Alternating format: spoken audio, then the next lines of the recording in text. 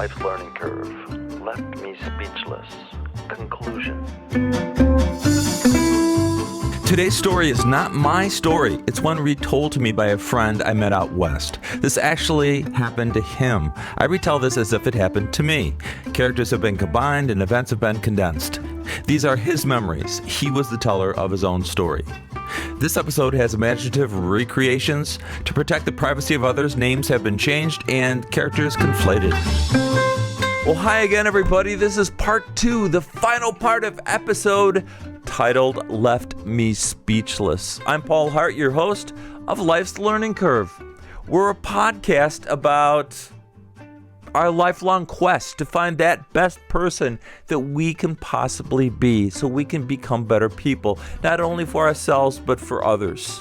People responded in numbers to part 1, so I want to read a couple for you that came in through emails. Email number 1. A gentleman named Mohan J. wrote, when I was 18 and fresh out of high school, I was sitting at an interview on a super hot day in late August. My interviewer was an older woman, and let's just say she was a heavy sweater. She had a small fan on her desk that oscillated. It rotated back and forth. Every time that fan's breeze hit her, she would just stop the interview, which was rather intense, and just utter, "Oh." Ben Silvis writes, Email number 2. I went into an office for an interview with a man who was already sleeping when I entered the office. I was sent in by myself. After 5 minutes of trying to wake him, I just got up and left. For a while, I thought, he might be asleep, he might be comatose, he might be dead. I didn't know. So on the way out, I told his secretary that I was concerned about him because he really just wasn't waking up. He almost looked like he wasn't breathing. I didn't go back. I didn't take that job. Nobody ever phoned me. That was it. She had no response to what I had told her, so I ran out of there. But what has left you speechless in life, without words? Well, we're going to talk about this conclusion today. And there's going to be that and one other quick story. We'll be right back. Life's Learning Curve. I'm Paul Hart. Episode Left Me Speechless. Conclusion. Stand by. Words are just words. But the word's intent can last a lifetime depending how they're used towards somebody. In today's episode, our conclusion. Innocent people needed help and they came to me for help. I was able to help these people. The result of my efforts cast a shadow over my career to the end of my career. It was haunting, and oh, how it spread in a negative manner. It closed doors, it eliminated career options, and it kept many professionals that I really desired to work with at a safe distance from me. After all, I was the victim. Or was I the perpetrator? Only I knew. Apparently, I am still the only one who knows.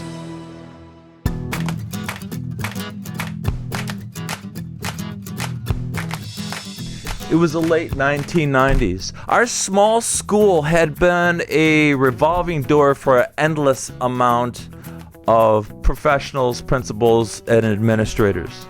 Coming and going. There were about 7 different principals in about 7 years' time. The last guy, Ben, had been okay. He was smart and he was bright and worked hard and he tried hard and had better control and visibility in the building. Ben was a guy I could talk to comfortably. However, Ben had unpredictable moods with other people sometimes. However, politics from the upper administration outside the school had suggested that Ben perhaps should move on. Apparently, he had expressed his opinion when it wasn't asked for somewhere outside the school. So in came another new administrator.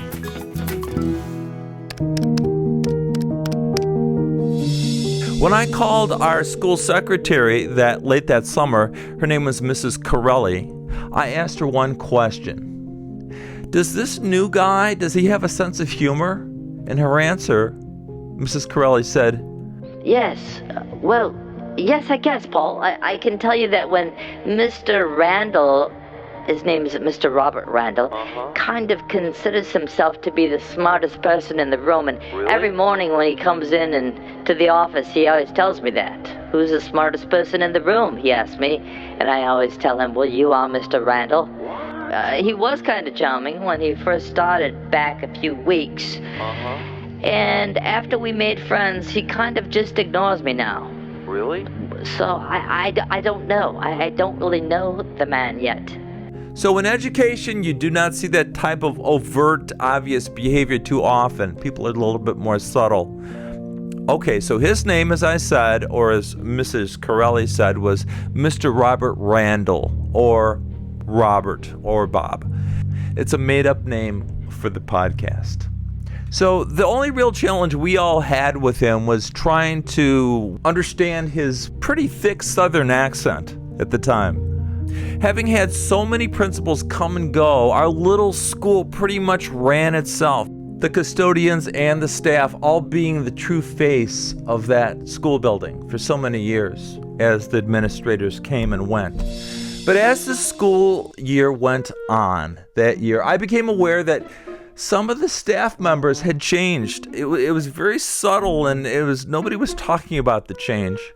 What I noticed was the people who were normally friendly and happy and easy to work with became more distant and kind of solemn. The building's relaxed humor had taken this leave of absence, and they didn't eat lunch in a staff room like we all used to eat together and share stories and talk about our families and, just kind of socialize.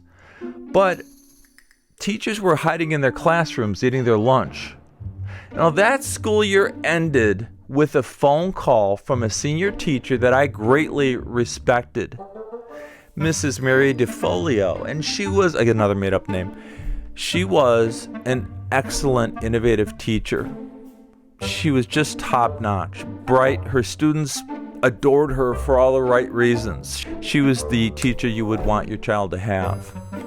So, as I said, she was bright, she was a helper within the school, a very calm problem solver, and always supportive to anyone and all. She was a major reason that little school had survived all the changes in administrative personnel for all those years. Mary said to me, Hi, Paul. This is Mary DeFolio. Mary, hi, yeah. Yeah, hi. Hey, I have an unusual question to ask you. Did anything unusual happen to you this school year? Unusual? Well, how do you mean? With our principal. She went on to tell me a story about being confronted in her classroom after school when she was alone by the new principal, Bob Randall. Not only had she been angrily poked by his pointer finger, but he yelled loudly at her, and he told her how outraged he was with her. He poked and he pushed her until she finally hit the wall, pushed her backwards.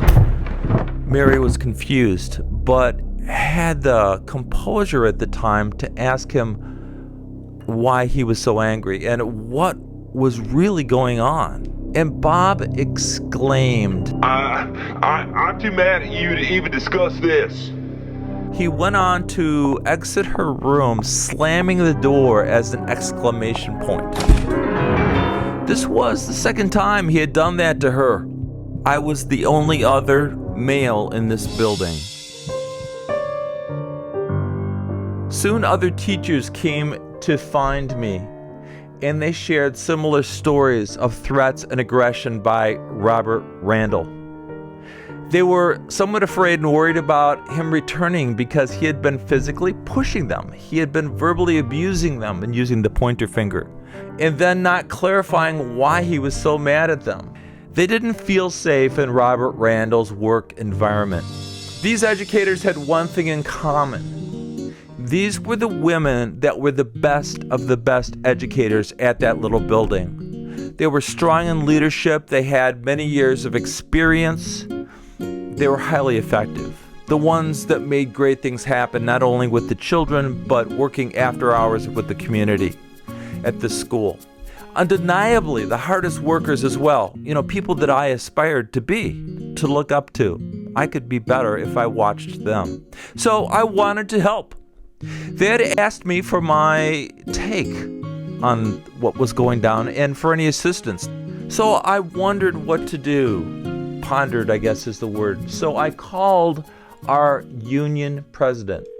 His name was Jerry Middleton, made up name for the podcast. Jerry Middleton. And he listened very carefully, took some notes, but ultimately didn't do anything at first. I studied my options. I was glad that my experiences with Robert Randall, with Bob, had been cordial the entire school year. Until I received a note from Bob Randall asking to see me after school one late day in May toward the end of the school year. Come on in, Paul. Sit down. What's going on, Bob? I have no words. What's going on? What's up? I have so many letters of complaint about you, and it's too much. Whoa, calm down, Bob. It can't be that bad. What's the problem? What's in the letters? There's too much to say. There's all kinds of things in these letters. There were so many coming in all year, I had to make a special folder for you, just for you, in my lower right-hand desk drawer. Like what, Bob? Are these letters from parents or students or people in the community, or what are they? All of it? You are lucky to still be working after what you've done. What? What have I done, Bob? I'm too mad to even talk about it. I can't. I just can't. I can't. That's when I realized the common thread with my fellow teachers in the building. Robert Randall, Bob, had yelled, intimidated, and pushed them around. For me, I guess there were letters. Bad letters. So I said to Bob, how many letters are there, Bob? I don't know, there's 27, 30, something like that. So I have to tell you something before I continue. I had been awarded several accreditations by the State Board of Education at that time. I had written technology grants that applied to our little school, brought in money, as well as written articles for a national publication about technology integration in the classroom that year. So I had a very positive feeling about entering that first school year with Bob Randall. Things had been going fairly well. These were positive things that had helped the school year progress in a positive way for me. So I had been blessed to have had those positives in my life that year. My response to Bob Randall was probably not what he expected, but it was really the way I felt. So I said to Bob, I've had a good run up until now. This type of thing happens to a lot of us, almost all of us at some times in our careers. I guess it's finally my time to get some grief about something. But as far as I can tell, everything seems pretty good. Bob Randall just stared at me, and his face turned beet red. Get out of here! I can't even look at you! I'm so angry! I did not leave, but rather I told Bob, I need to know what these complaints are. What are they about? I need to correct them if I've done something that's bothered or hurt somebody. I need to change. I need to know what's not right. But I was interrupted. Get out! Yelled Bob.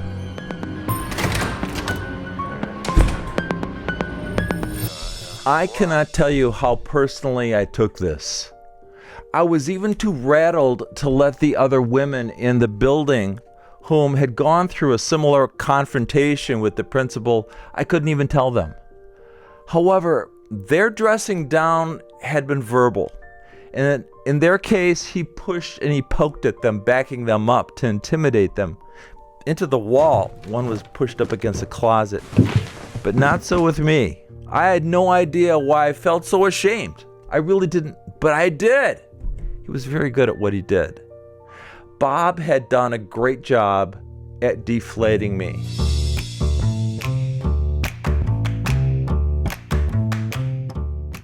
I completed that school year silent and kind of humorless. I think I had just 1 week left to go, feeling full of shame. Sure, I knew that this had happened to some of my peers as well, but when Robert Randall screamed at me, I really felt at fault. He was really good at dressing you down. I tried to further clarify things with Bob, but he would just look at me and get angry and turn beet red in the face first, which was, like a trigger sign that something was going to happen. And he'd throw his hands up in the air in a stop position. Get out. Bob flatly refused to talk with me any further. And the school year ended. I entered summer hiatus, a time when you retool and you regroup and you get your summer brain back for a few weeks in a clouded brain funk. I couldn't shake it. All I could think about was that meeting with Bob. What did I do? What did I actually do? It was in my head. I reviewed my school year in my head over and over. Every day of it that I could remember. I became hypercritical of anything that I recalled that might not have been positive. As a distraction, I tried, working out more, going to the local track that summer, but I never quite got that routine reestablished for the summer, which is really good for me. It was good to always go running every day. Kept thinking about it. It was tough. So instead, I took to eating a bit too much that summer instead of running. You can probably guess what happened there. I kept calling my union president, Jerry Middleton, until finally he responded and called me back in late June. Hello? Jerry said, Hey, Paul, it's Jerry. Hey, I called Bob Randall today. Yeah, you're right. He's really mad at you. Okay. Wow. I asked him what was going on, and he finally told me that he had letters of complaints about you.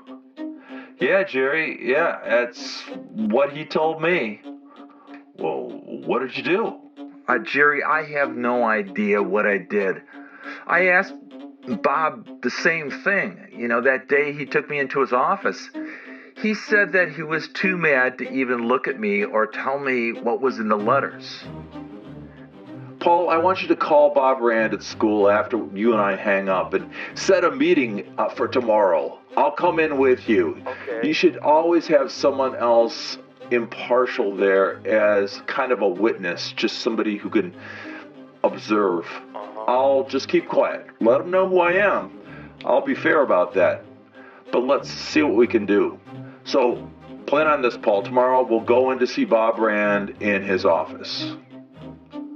But I have something to tell you. I need you to know this.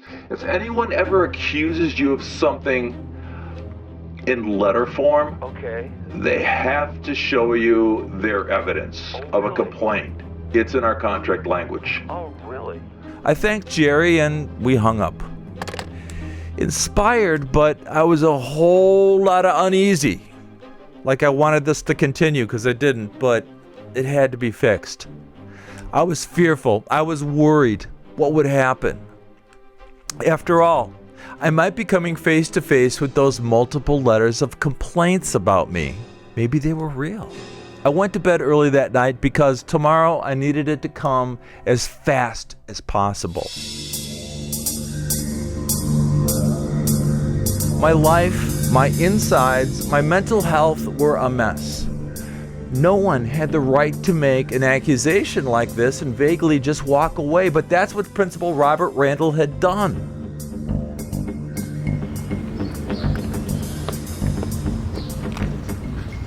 At 9 a.m. the following morning, Union President Jerry Middleton arrived just a couple of minutes late, so with respect, I entered Principal Robert Randall's office at the agreed upon time of 9 a.m. Bob Randall's face was already turning bright red in anger. I sat down in one of the two chairs directly across from Mr. Robert Randall's desk. Sit down. Paul, I'm a busy man. What kind of nonsense is this? I got a call from a guy yesterday and I'm not happy about that. So this guy Jerry knows about this, our meeting? Who else did you gossip to? With that, Jerry opened the door of Principal Robert Randall's office and walked in. He had heard Bob speaking angrily to me. "Bob, this is Jerry Middleton from our teachers union. He's here to be my representative." Now, seeing that I had someone with me, Principal Robert Randall's beet red face softened, and his once tense voice had a more high-pitched and a calmer tone. Bob said, Oh, hello, Jerry. I'm Robert Randall, administrator here. Jerry said, Hello, Bob. Don't mind. I don't mind me at all. I'm just an observer. and I noticed right away that Bob now appeared a bit more calm and a bit more relaxed. Not at all like the man who was so angry just a minute prior. I said, "Bob, the letters of complaint that you have concerning me, I'll need to see them." Well, I suppose that won't happen. Goodbye to both of you, because I'm a busy man. I got stuff I need to do. Before I could respond, Jerry had the teacher's contract out, and it was in Bob's face, and he was showing him the quote that said, Look right here, Bob. "All evidence must be shown to a teacher if a complaint is garnered. If not, the complaint is not acceptable and not enforceable, and is regarded as hearsay, not truth, and cannot be used against the educator." Principal Bob Rand actually responded with,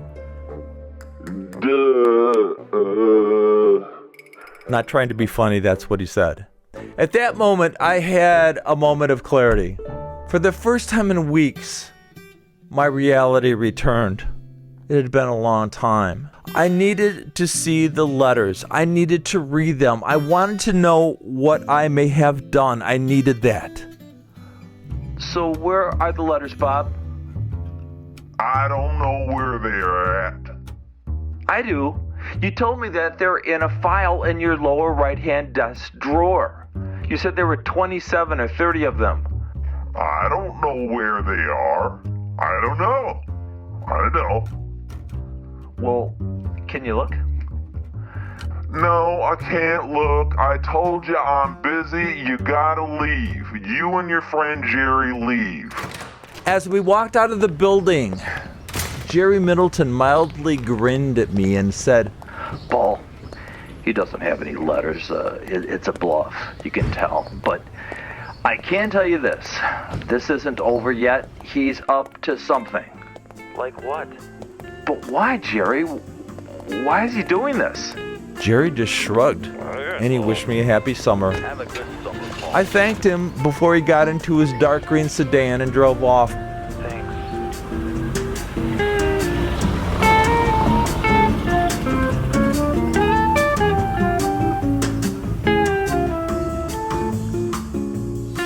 I didn't enjoy that summer hiatus at all. That summer I went missing from my family, from my life. I was in my head all summer, thinking through things. This was my necessary time off to recoup, refresh, and plan.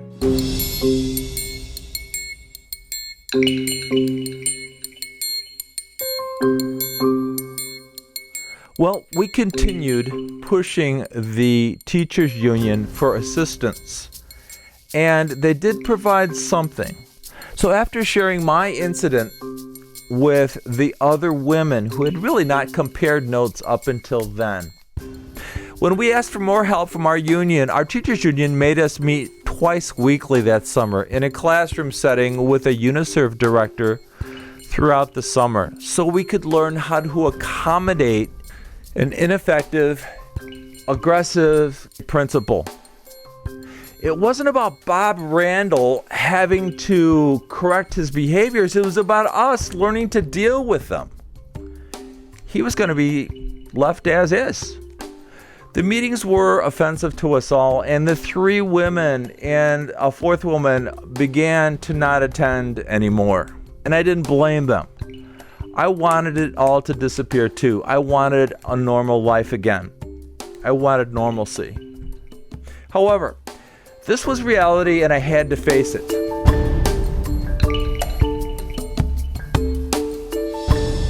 Early August, late summer, just before school started, I got a phone call from the attorney that represented our school district, and I'll call him Attorney Dan. Attorney Dan asked if I wanted to look further into my complaint submitted by the teachers union. Yes, I do. Yeah. Okay, I did. What had happened with Robert Randall just wasn't right, and it couldn't happen to more teachers. His misbehavior could not continue. It was bad. You know, in a classroom setting, we wouldn't allow children to behave like that, or teachers. So the three women and I were all included on one complaint. Attorney Dan then informed me that the three women from my building all decided that they would withdraw their complaint, leaving just me on my own. Just me on the complaint. So it would look like, unfortunately, it was just me, and this principal hadn't done anything to anyone else. Immediately, I inquired why. Why did they leave me on my own here? They had various reasons, but mainly they just wanted it all to go away and pretend it never happened. I did too, but I knew that behavior would continue if something wasn't done. I felt very let down, to be honest with you, and I felt used as well, but I had to complete this task. My intent was to help the women teachers, as well as myself. So from then on, it was only me. The women who had asked me for help never stood with me.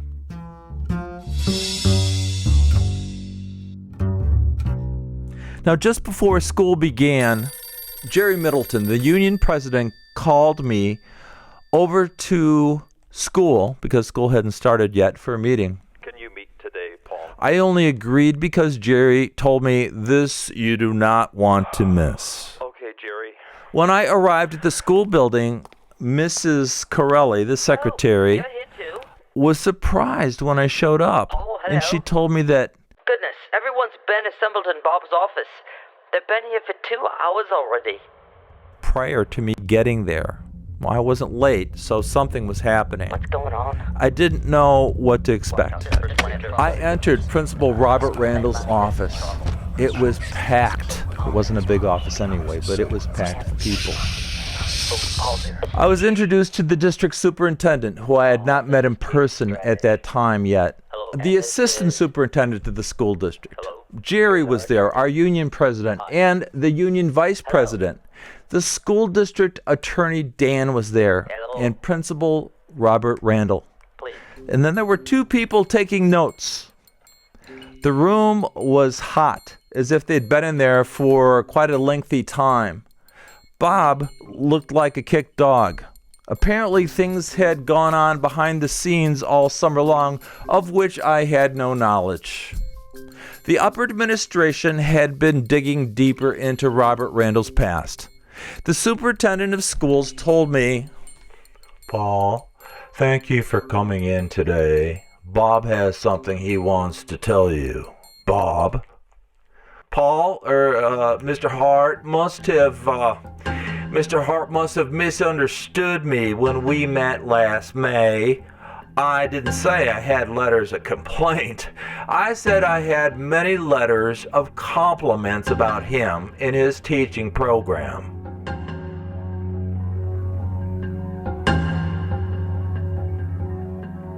Everyone in the room, everyone attending, from the district superintendent to the assistant superintendent to the union leaders, vice and vice president, the attorney Dan for the school district, Principal Robert Randall, the people taking notes, everyone turned in that small room and they looked at me.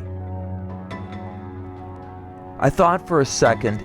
Inside my head I thought, another lie. I could feel anger building. What? What are you? You are lying. Do you or any of you think I would have spent a second of my life going through any of this if Bob Randall had not instigated this? I don't want this in my life. And now you're telling me it was me that didn't understand this, but it was him? What about the 3 other women he accosted in the building? His anger, his physical aggression, his threats, His lies. his non-communication, his ability to Chaos. not explain this to me. Deception. Look, I want my hiatus back. Damage. I didn't earn Bob's threats. I didn't earn Bob's complaints. Intimidation. But I did lose my life this summer. My time with my family. And I could never get that back. After a beat, Attorney Dan told me that if it would be quite expensive to litigate this complaint, and he asked me if it would be agreeable to probably and possibly agree and sign off that they would monitor Principal Robert Randall and make sure he behaved properly in the future. Bob sat there looking like a 5-year-old boy. He was holding a stack of letters he said were compliments from parents about me. Let's see them, Bob. Bob dropped them to the floor in front of the whole room. It was more fakery. I asked for 24 hours to consult my personal attorney, of which I didn't have one at the time, but I did need time to think. On the way out of the office, I recall our school district superintendent, the man in charge of everything, whispering to me, If Bob Randall ever speaks up in an inappropriate tone, he threatens you, he tries to intimidate you, produce a falsehood or tells an untruth, I want you to call me directly at my office. Here's my card. You'll get straight through to me. I want you to know something, Paul. The principal are in charge of the teachers, but I am in charge of the principals, and that's what I intend to do. He needs to be watched. The superintendent kept it simple. He also shared with me that he had connected with the school district downstate where Robert Randall had worked prior to being hired in our school district. The superintendent now had a better idea of Bob Randall and his unforgivable behaviors. Now, I had the feeling that I wasn't alone in this anymore. More people knew about it. More people understood. I wasn't losing my sanity. After all, I had a team of people that were behind me and helping me. And not just me, but our entire school. A day later, I withdrew the complaint. Principal Robert Randall kept his job for the time being. A couple weeks later, I returned to school to begin setting up for the school year. I felt that it was important to reset with Principal Robert Randall, so I made it a point to go to the office to see him. I thought I could become positive and make this all work again. Come in. Hey, Bob. Look, the way I see all this is that you and I are going to have a fresh start. We're going to start over fresh. Is that okay with you?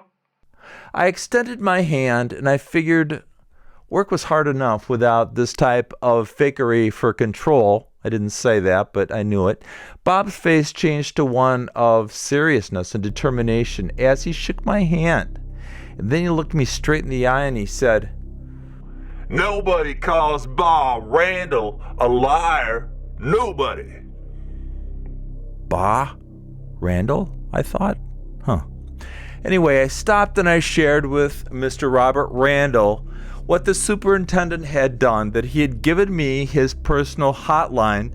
If Bob ever acted out again, I was supposed to phone the superintendent. So I said to him, Bob, come on, you don't want to start this over all again, do you? Let's just do our jobs and do our best. Bob said, Watch yourself. I'm coming for you. I was speechless. It was as if he had learned nothing. I had a blank brain. Within that next week, actually it was just days, I thought that I had to do something to save myself and get myself out of this situation. Even with people helping, Principal Randall was going to be the way he was. He was not going to change. And I didn't want it to turn into, oh, I'm telling on him and I'm going to do this and that. So his behavior apparently didn't change. I transferred to another school, which would turn out to be an absolute blessing for me. It was a wonderful change with wonderful results.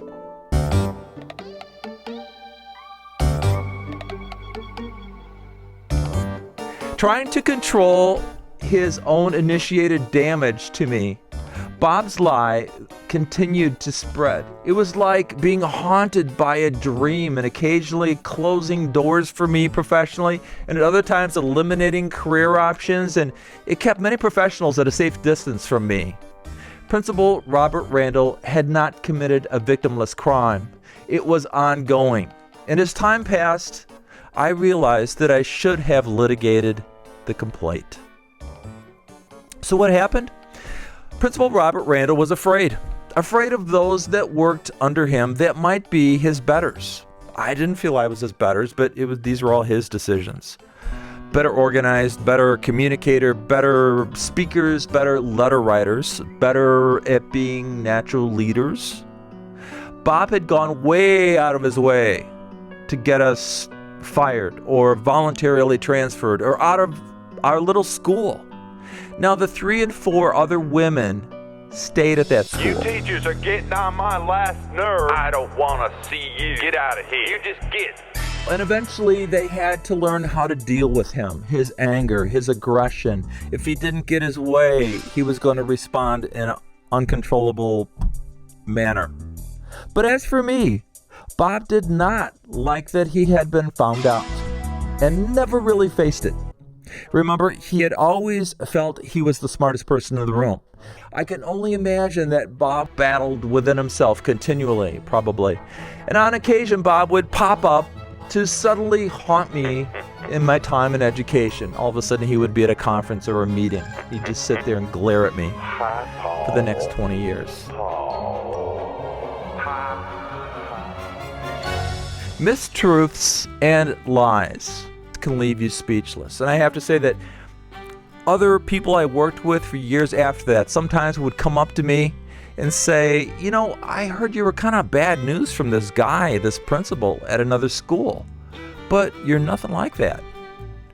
It did hinder my career at times, but mostly by that point, my work spoke for itself. Bob Randall retired quietly and disappeared, never coming to terms with the false reality and mistruths that he had created. After all, he was too smart for that.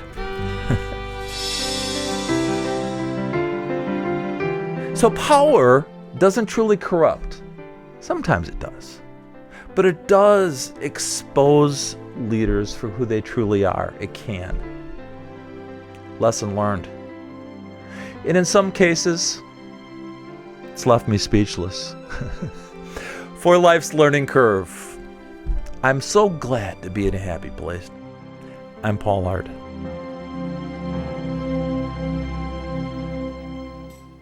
Subscribe to Life's Learning Curve at lifeslearningcurve.org and leave a review on Apple Podcasts, Stitcher, or Podchaser.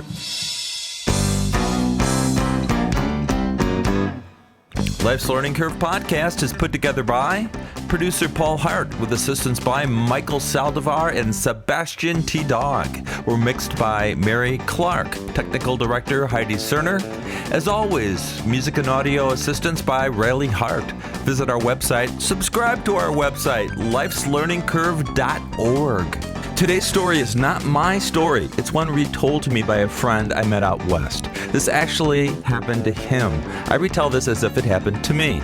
Characters have been combined and events have been condensed. These are his memories. He was the teller of his own story. This episode has imaginative recreations. To protect the privacy of others, names have been changed and characters conflated. I'm Paul Hart, and we will be back soon with more Life's Learning Curve.